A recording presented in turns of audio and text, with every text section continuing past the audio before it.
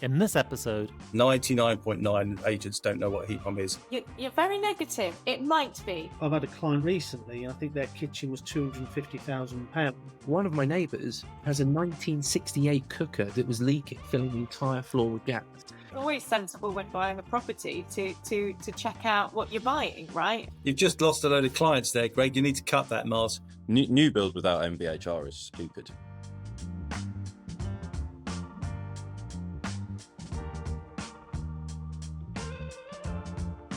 welcome back to another episode of Homeowners Q&A. I'm your host, Mars, and today we're diving into a topic that's becoming increasingly important for homeowners, buyers, and investors alike, the impact of heat pumps on property value. To help us unpack this, I'm joined by Charlotte Lee from the Heat Pump Association, Patrick Wheeler from Vito Energy, Greg Perrins from Fine & Country, Joel Hamilton from Translating Energy, and Michael Keaveney from Grainger.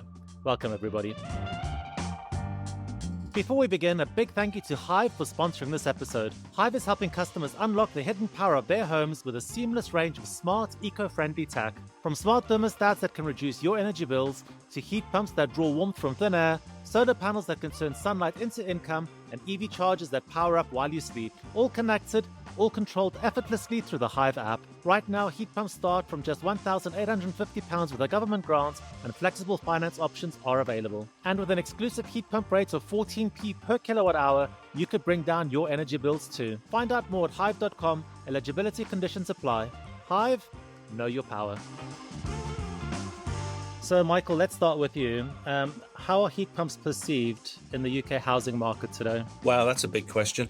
It is a big question. I would say generally that the general public believe they don't work. That would be what they're hearing in the media. I saw a thing by Peter Hitchens the other day where he announced it to everyone in his net zero carbon rant that heat pumps don't work.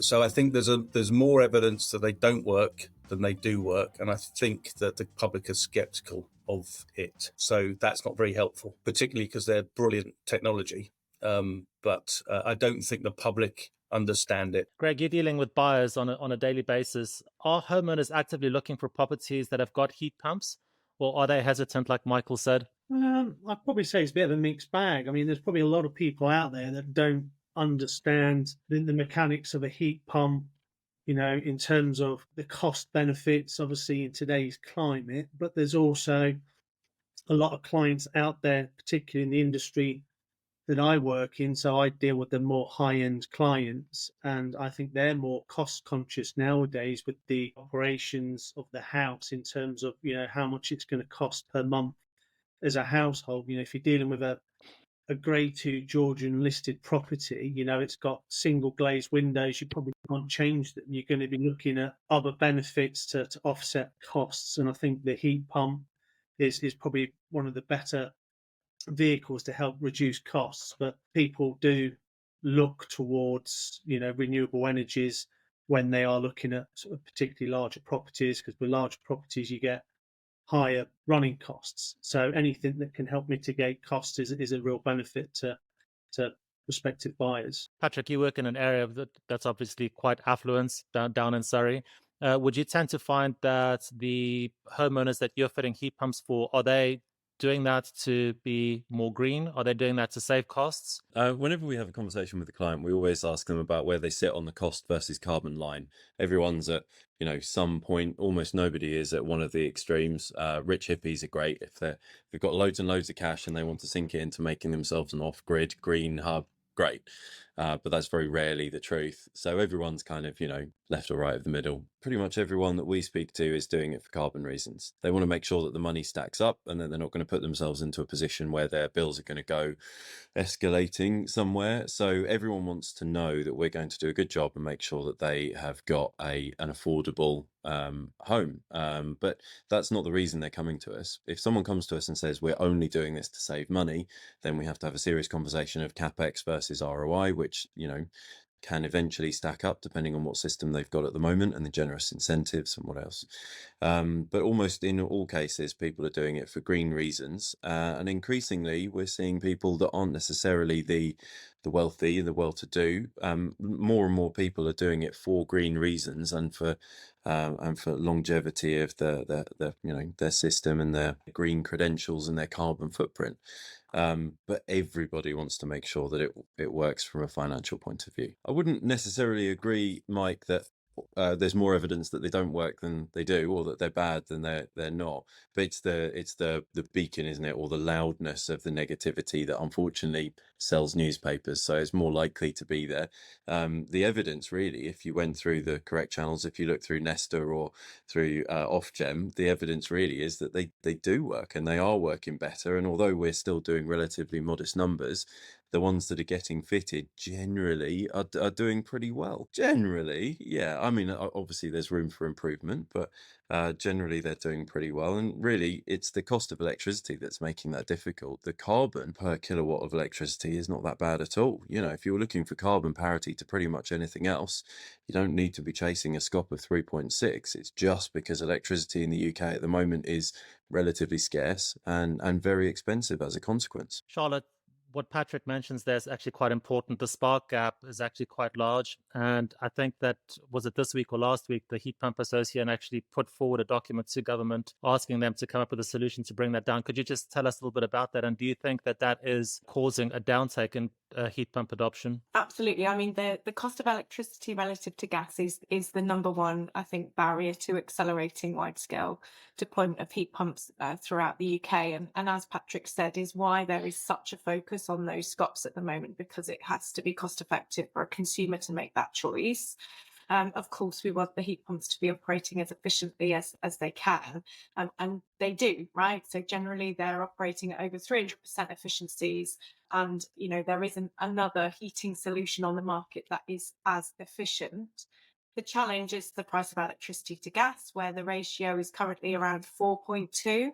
And actually, in the UK, we have the highest electricity to gas price ratio across all the European countries, which absolutely puts us at a disadvantage in terms of heat pump rollout. Where we have made recommendations to government in terms of pricing of electricity is around removing the environmental and social obligations, so often called the green levies, that are put on electricity disproportionately to gas. Now, there's a reason for that. The reason is that a lot of those green levies were to subsidise the production of green electricity, renewable electricity, and that everybody in the country uses electricity and not everybody uses gas, and therefore to use electricity pricing as the mechanism is less regressive. So there are reasons for it, but what it does is it artificially disturbs or distorts the heating market in the UK, because it makes electricity more expensive, gas cheaper, when actually from a carbon point of view, electricity are great. So we are calling for the government to remove those levies off electricity, especially the electricity that's used for low carbon heating. But obviously, we are all aware of the fiscal challenges that the country faces right now, and how that's done, whether it's done through general taxation or whether it's moved on to the gas price, which is very politically challenging. So I am confident that the government, across the government, all departments are very aware that if they want to accelerate electrification to reduce carbon and meet our carbon budgets, they need to reduce the price of electricity. They know that. I think what they don't know is how best to do that within a constrained fiscal environment. What we don't want is for people that have been sort of pushed along to have a nice condensing boiler that's not condensing in the last sort of 15, 20 years, the people that are on the breadline, to suddenly have a load of expense put onto their gas costs, because then they've just been forced into a rock and a hard place, haven't they? Absolutely.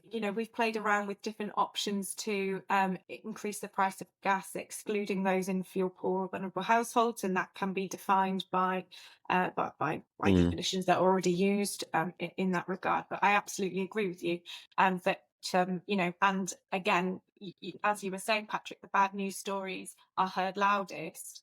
Increasing the price of gas for those in fuel poverty is not going to help us accelerate heat pump deployment in the UK. Absolutely. There's a couple of things that pop out in this conversation which are quite interesting, and it's to do with language and perception. So I don't think we should ever talk about heat pumps. I think we should talk about heat pump systems, because the heat pumps themselves are fantastic technology, The problem comes in the way that the systems are designed. I go around the country speaking to people and manufacturers, and anyone that comes to me and says they're thinking about heat pump in, I'll ask one simple question of them.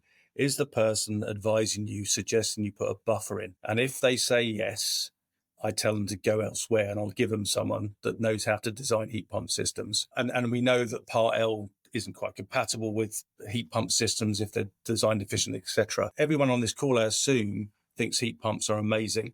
Heat pump systems are amazing because they are. They're fantastic technology, and hopefully you can get I think the ratio of gas to electricity is about 3.8 today, and if you can get your SCOP up there, it shouldn't cost you any more, right? Than that. But one day we'd hope that actually electricity prices will come down, and that actually the technology will be even better for its return on investment, as it were. But the general perception, I'm afraid, is that heat pumps don't work, and so you're right about the people that come who are really interested in doing it. They do their research, right? So they want green credentials. They want to future-proof their house, and they think, okay, well, I'm going to go get a bit deeper. Outside of that kind of cohort of maybe quite well-off people that have conceived further than tomorrow or next year, heat pump systems are getting a really bad rap, and I think that's one of the main reasons why there isn't the sort of the growth in the sector, ignoring the electricity cost and the gas cost and ignoring the capital cost. I think people are concerned it doesn't work and they're being sold up. And I think if that's the case, if you go to your full question here is whether it adds to house prices, well, the answer to that is no, if they don't believe it's got anything of merit. And should they? For sure.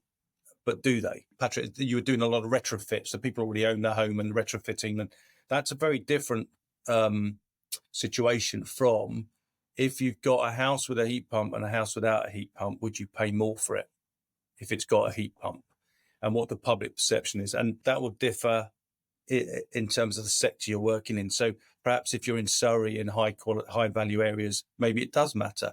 If you're going further north of Watford and it's really difficult, people are struggling to get on the housing ladder, are they thinking heat pumps are worth the investment of paying more? I'm not so sure. What is the payback period at the moment, Mike? Would you say, is it sort of between 5 and 15 years? Sure. Yeah. Depends on what system you've got currently. I just think that I wouldn't put an air source heat pump in without an MVHR either. I think they go hand in hand for me. What, for retrofit? Absolutely, for retrofit if you can. Yeah, the amount of money you've got to spend on all of the additional insulation is just it's so tough. I'm afraid I'm not of the school of deep retrofit. I'm more into Pareto efficiency, so I think that they will work at an optimum level without having to radically change the air permeability and the insulation levels. All the duct work and everything else makes it really tough. We do it for big reno. No, not you're for absolutely right. You've got to put ductwork in, but the benefit of MVHR, of course, and you're talking about retrofit, I'm talking about new build, really. Oh yeah, 100%.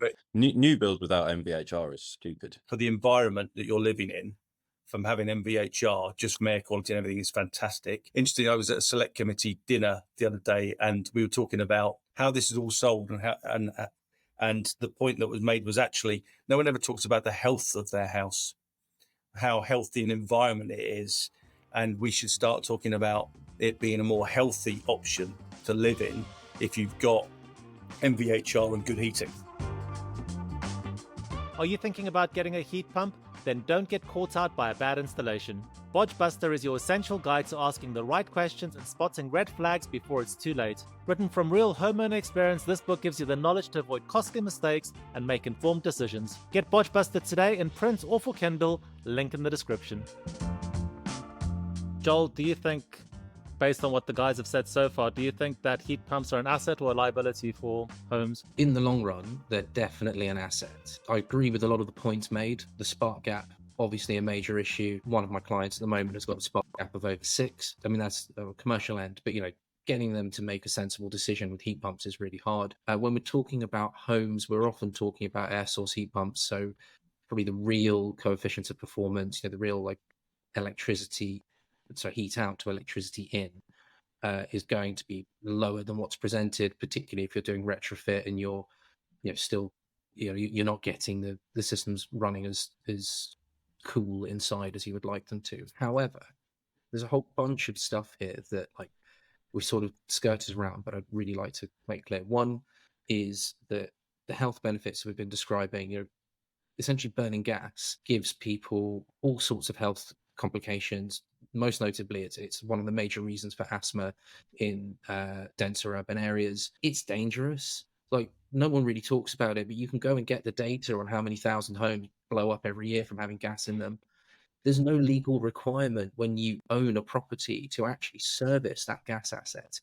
So you could be buying a property off of someone who's lived there for 50 years and you've got no idea how safe that thing is, and that's just leaking. One of my neighbors, I live in a block of flats built in the late 60s that really annoyingly put gas in for cooking and had electric heating. One of my neighbors has a 1968 cooker that was leaking, filling the entire floor with gas. So, there's a whole safety element here that we need to take into account. Completely agree that, news stories about people being upset is way louder than people being happy.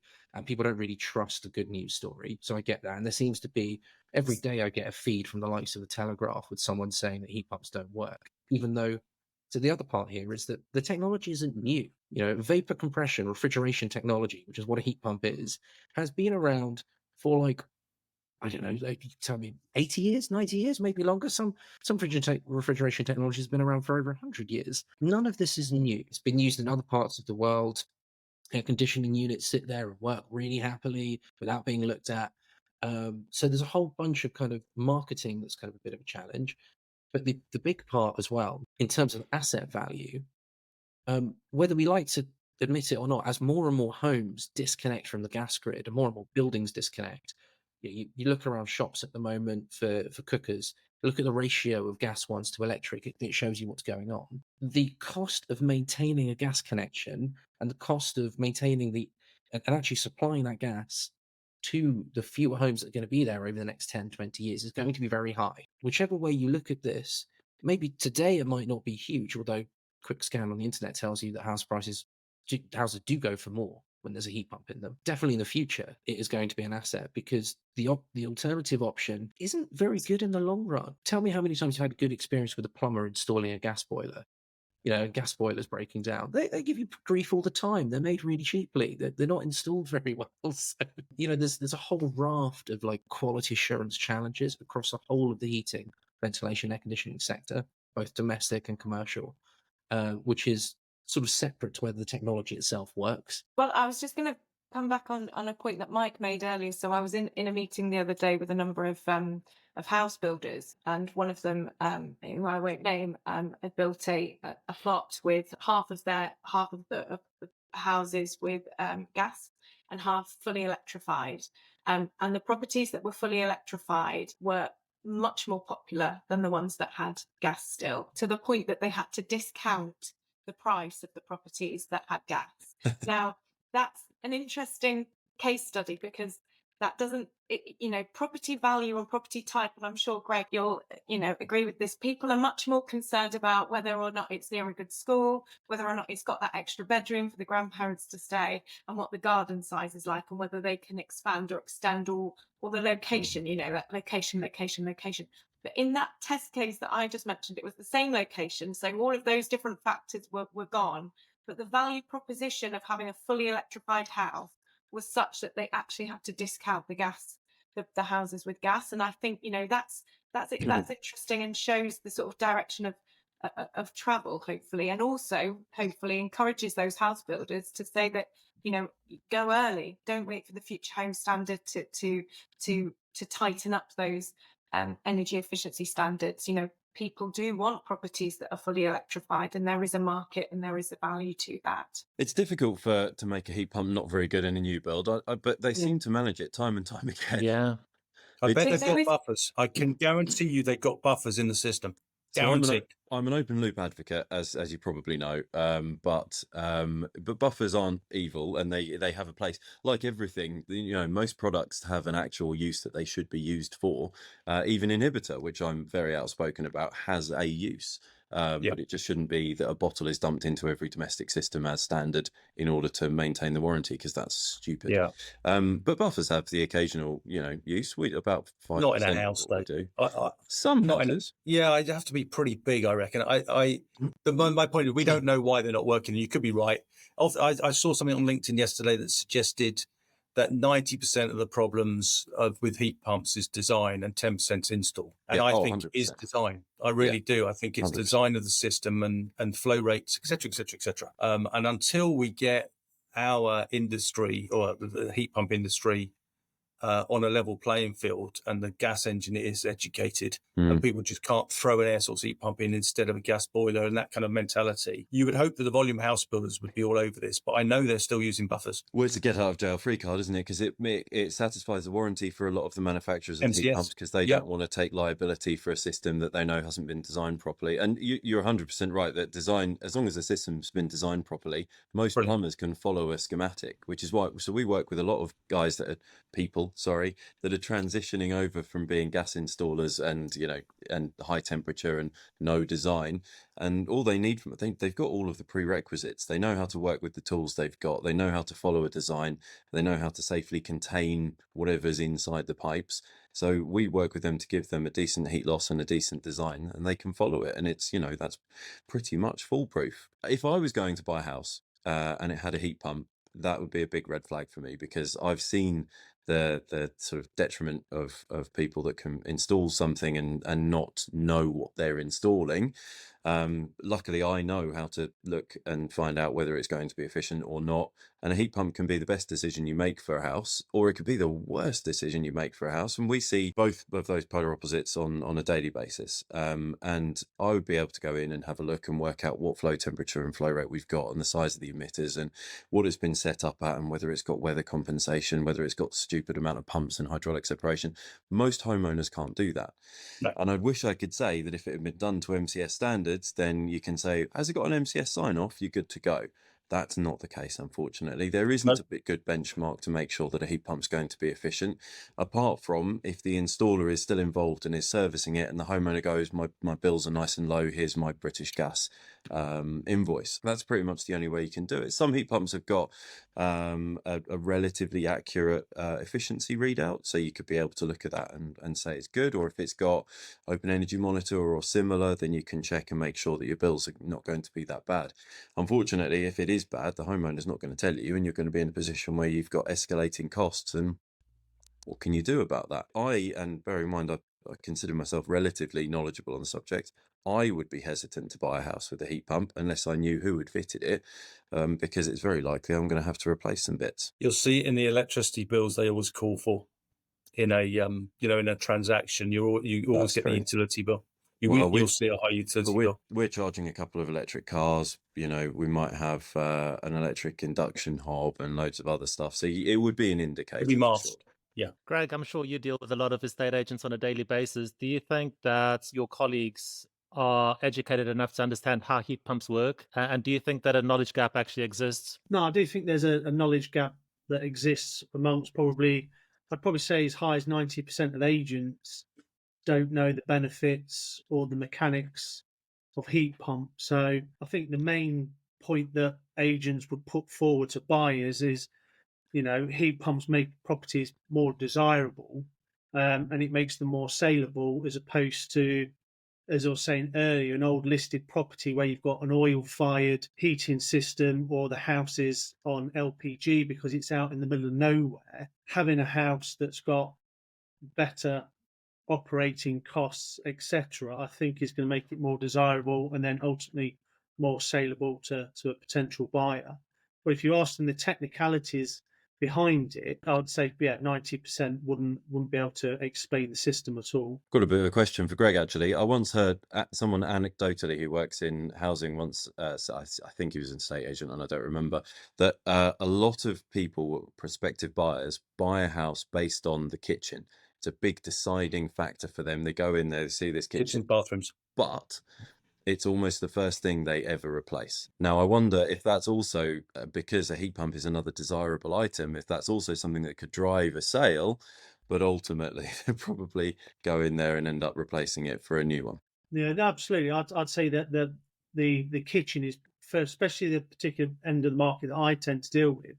I'd say the kitchen is the most important room in the property, and again, secondary to that, it's all the appliances and how that all works. So again, what you were saying about the heat pumps, I think that's a big selling point for the property. You talk about heat pump being desirable. I don't think the majority of people care. I think that there was some ridiculous survey outcome that was banded around a few years ago that apparently people love their gas boilers. I don't know anyone that loves the gas. That's someone saying they love their, they've got a pretty like standard car and nothing particularly special, and they love it because it's petrol. They love it because it's diesel. No, what they love about it is that it works. They like a warm home and hot water on demand, right? Like whatever the box that does it does, as long as it makes their home nice and comfortable, then it's fine. And it's really interesting when we, in our space, we're oh yeah, these are great, we love them. But actually, most people don't even know. I mean, I work a lot in the heat network sector, and so many of people I know who live on a heat network don't even know they live on a heat network because they just see a white box on the wall.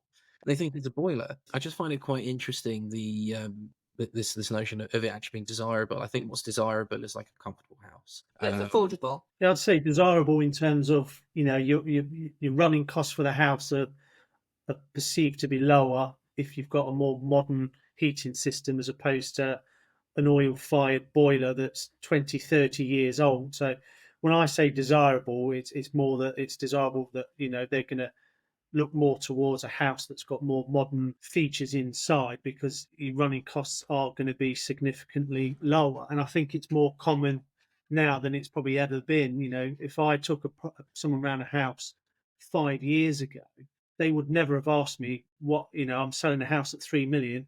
They would never ask me how much it costs to run the house. Every single person I take around a property, once they've done their second viewing, they then sit down and say, right, Greg, what are the operating costs? I'll go back to the vendor, and then they'll try and defend it. Oh, but we have the heat, we have the swimming pool on, so that's why our bills are 800-900 quid a month. So I think it's a really important thing. From a rental perspective, no one looked at EPCs. No one. They just want a home. Yeah. Until Ukraine. And then people started to look at EPCs because they realized that on a EPC C, B, or A, you weren't exposed to the escalation in energy costs, and they've become incredibly popular for Grainger. And most of our stuff is EPC C now.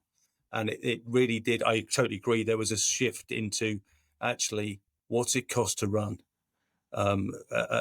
which I think was off the back of the Ukraine and the energy cost spike. Sorry, Charlotte, I cut you off. No, it's a nice segue. Actually, I was going to come into to bring this back to sort of impact on property value. And whilst there is some research out there that suggests a heat pump will increase a property value by between 1.7 and 3%. I think what will have a big impact, and sort of coming back to what Patrick said earlier, that scale you mentioned about cost and carbon and where do people fit. If heat pumps are going to take off, that scale can't be there. They need to be. They both need to be aligned, and I think that's government policy, and that's what government are trying to drive at with their policy changes. And one area that is up for complete reform at the moment is EPCs. You need to have an EPC to sell your house. You need to have an EPC to rent your house. And there's two aspects of the EPCs that are being looked at. Within the private rented sector, the consultation is open to increase the minimum energy efficiency standard up to a C in order to let you rent it out unless you've got an exemption, and the cost cap they're proposing is £15,000 worth of investment before you can get that exemption. And then from the EPC total reform, I think that's really interesting because Patrick and John, you may have seen instances where somebody has swapped a fossil fuel heating system for a heat pump, but actually it's had no beneficial impact on their EPC score, or in fact it's gone down, which is rare but can happen. But in terms of what the review is proposing for the total EPC reform, is they're proposing to split it down into 4 categories. So fabric performance, heating system, smart readiness, and then energy cost. Whereas obviously at the moment, the main focus, the primary factor for the EPC is the cost. And with the disparity in electricity and gas, it sometimes doesn't reflect very well on a heat pump. So I think within this reform, which is expected to take effect sort of in the next 2 years, we may see more of a focus from homeowners and landlords on their EPC score and that impact because of the revised approach, but actually policy levers being driven by those 4 different metrics within the EPC too. So that if the government want to see a change in how we heat our homes, which they do because they need to meet their carbon budgets, and heat is one of those areas that needs to be hit over the next decade if we're going to get there, they can look at using that EPC and that specific heating system metric to drive change. So I wonder whether over the next few years, and especially as Mike said, since Ukraine and the impact of pricing has sort of really sunk in a bit more, whether that will reflect on the property value and the interest as well. Yeah, I was just going to make the point that whenever you're talking about net zero carbon or low carbon, all of these things, there are 2 methods to adoption. One is business case, that it makes sense to do it, or there's a desire to do it inherently. And the other is the stick approach, which is EPCs and minimum energy standards. And you need both of those things. And if you don't care about net zero carbon particularly, because there are plenty of people that don't, there's energy resilience attached to air source heat pumps because it's electric. You can either, you could go off grid completely potentially if you have the land and the appropriate site. There's that bit, and then there's the health benefits. Generally, we need to be selling the package of benefits around heat pumps, and by the way, going green. So that's solar panels, heat batteries, MVHR, all of those things, which are brilliant. I mean, heat batteries, I just love them as a concept. Phase change cylinders. If this makes my house more saleable, and people like the fact that it's all set up for this, then that's another incentive. Are you new to heat pumps and feeding lost? Then From Zero to Heat Pump Hero helps you understand, operate, and optimize your system. No jargon, just simple practical advice from one homeowner to another. Take control of your heating and save energy. Get your copy now. Link in the description. People that I know that put in a heat pump have just been, and all of the kind of interviews of people who have had heat pumps installed properly are really happy with it. Like, their house has never been as nice. Like, each room is comfortably warm. You're not like sweltering for 5 minutes, then cold and turning it on and off again. You've not got that weird cycling that goes on with the boiler because they're not sized properly. It's nice, it's comfortable, particularly as we're spending more and more time at home. A lot of people are as well. Actually, it's making homes better. The question is whether heat pumps add value to properties. I wonder how much of the heat pump install is a bit that's adding value, or if it's the fact that often when a heat pump's installed, a load of other stuff is improved. So you end up with you might have done some other retrofits, or your radiators are replaced, things look a bit neater, tidier. You've done a bit of work on whether it's insulation, you tidy up, you might have cleaner looking walls.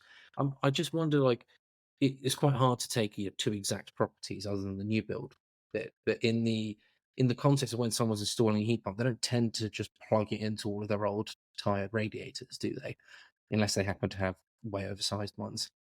And I just wonder whether that has a part to play in it, whether these homes are just nicer looking overall. I suppose it all comes down to individual circumstances, budgets, etc. If you've got a large house and they're going to retrofit it, and they've got £200,000 to go through the house, then it's different. But if someone's leveraged themselves as much as they can, they bought a house, they might only have 15-20 grand to spend, so they're only going to do 10% of what they could do to upgrade that house. So I think it's a hard question to answer that one. And Greg, we know that's the kitchen because you told us that earlier on. I've had a client recently, and I think their kitchen was £250,000 just for the kitchen. And I've had someone who fitted a new bathroom, and just for the ensuite, he spent £200,000 on an ensuite. I need to be talking to your clients, Greg. I'll send you a LinkedIn. I've got some very wealthy clients at the moment, and they come up with all these problems. It's like, if they're the problems I had in my life, I'd be very happy. You've just lost a load of clients there, Greg. You need to cut that, Mars. Yeah, they can't. on that, Greg, I'm curious, with those clients, were they wanting to or dubious about installing a heat pump when you're spending that kind of money on a kitchen, my thoughts would be you'd probably be all right to do, other upgrades in your house as well. Well, yeah, but sorry, but Joel, hang on, you're missing a really, really important point here. These people, Greg, would you suggest these people have quite a lot of money? Yeah. I mean, if someone's spending, They don't care about their energy bills. They don't. No, but they care about keeping up with the Joneses. So if they can say they've got a 500 Scott ground source that was fitted by Vito Energy in the summer, then they've got more bragging rights, haven't they? Yeah, but you want to keep this efficient. If you're spending £2-3 million on a house, but as I say, you've got a 50-year-old boiler in it. People like their technologies. They want, they want Starlink. They want all these high download speeds. They want instant hot water, pressurized systems. So if you're spending 2 million on a house, 3 million, you've probably got 6 million in your bank account. You're not going to spend all your net worth just on the property, because your stamp on that's probably £300,000. So for them spending 20, 30, 40,000 pounds upgrading the heating system for a property, it's immaterial to them. Are you thinking about getting a heat pump? Then don't get caught out by a bad installation. Bodge Buster is your essential guide to asking the right questions and spotting red flags before it's too late. Written from real homeowner experience, this book gives you the knowledge to avoid costly mistakes and make informed decisions. Get Bodge Buster today in print or for Kindle, link in the description. Greg, Patrick mentioned the red flags that people can encounter when actually looking for a new property that's got a heat pump in it. We actually did an episode on this and we identified some of them that homeowners can actually be on the lookout for. But do you think it would be sensible if somebody was to purchase a property with a heat pump that they would actually conduct a survey that's purely based on the actual heat pump system? I would say for every property that I sell, a good 70% of those buyers would have a survey done on those assets. So it could be, if it's an old gas boiler, then they want an engineer's, they want it serviced before they exchange contracts. And that's something that the solicitors would insist on. It's not a legal requirement as far as I know, but it's something that the solicitor would advise the client to do. And I think it would be the same for heat pumps as well, that, they are serviced and there's a warranty, or there's a certificate that it was installed on a certain date. So yeah, I think it's important. I'm going to jump in before you, Mike. I think there's a really important thing there that homeowners can do, which is to say, is the company who fitted the heat pump still servicing it? And if the answer is yes, you're probably fine. Yeah. So I was going to make the point that 79.6% of statistics are made up. I'm going to go with 99.9% of agents don't know what an air source heat pump is, I'm afraid. Not 90. I think Greg has been really polite. 99.9 agents don't know what a heat pump is. And building surveys, if you move past a home buyer's survey into a proper survey, are undertaken by chartered building surveyors generally. Yeah. And I'm going to go with 90% of chartered building surveyors wouldn't know an air source heat pump system if it went up and introduced itself and said, "Hi, I'm Henry the heat pump," because it is new technology. And actually, M&E is a weakness in those surveys. It's building surveyors tend to look at building fabric structure and a bit on the M&E. But believe me, air source heat pumps and whether it's got a buffer in it and whether or not the Scots at the level it should be in, etc., that requires a specialist survey. So I would never buy, and I never have, I would never buy a house without a full structural survey. And if I was going to buy, because of what I know, if I was going to buy one with an air source heat pump system in it, I would get it checked by a specialist engineer. When I mentioned survey there, I didn't imply that it would be a general survey company that actually does that. Would you then potentially contract, a Vito Energy, if I was buying a house in Surrey, for them to come out and, pay them to actually evaluate the system and then tell me whether it is, workable or not? I mean, is that a better solution? Definitely. I would do it. I would recommend it to if I was a client, consultant to a client, I'd recommend they did it. Because if you get it wrong, bear in mind, these houses will have underfloor heating and they could be at the wrong spacing. There could be all sorts of, you end up buying something which will be really expensive to run, and then you'll want to rip it out in the future. And it's not cheap to replace this stuff. You're very negative. It might be. It might have been installed. It might be what? correctly. Sorry, Charlotte. Sorry, I've said so many negative things. I don't know which negative thing you're getting on at. What was that? Which might be? Sorry. Well, I just think, we need to caveat what not all heat pumps that are installed badly. But I don't disagree No. with, it's Yeah. always sensible when buying a property to check out what you're buying, right? And having that. Absolutely. Bad news travels fast, and I worry that some of the things you've said will be amplified when actually you sound overall very positive about heat pumps. No, I am a 100% a backer of heat pump systems. 100%. I think they are brilliant. But I would counsel that, but for the things that Patrick was saying, it's early adoption days, and the quality of install, it varies between people like Patrick who'll do a brilliant job and others who don't, and it's an important piece of kit in the house, and I don't think a building surveyor would be able to tell you whether it's good. So I would be saying get a professional to look at it, and hopefully they gave it's brilliant, and that's fantastic. But if anyone's listening that thinks I'm not an absolute evangelist for heat pumps, everyone should have one, absolutely should have one, and they should be well designed. If you've got any questions about heat pumps, then you need to join the Renewable Heating Hub forums. You can connect with other homeowners, share experiences, and get advice on heat pumps and renewables. Sign up today and be a part of the conversation. Link in the description. So that's a wrap for today's discussion on the impact of heat pumps on property value. A huge thank you to our guests, Charlotte, Patrick, Joel, Greg, and Mike for their time and expertise. And a special thanks to Hive for sponsoring this episode. If you found this discussion helpful, please like, subscribe, and share with anyone considering a heat pump. Until next time, stay warm, stay green, stay tuned. Goodbye.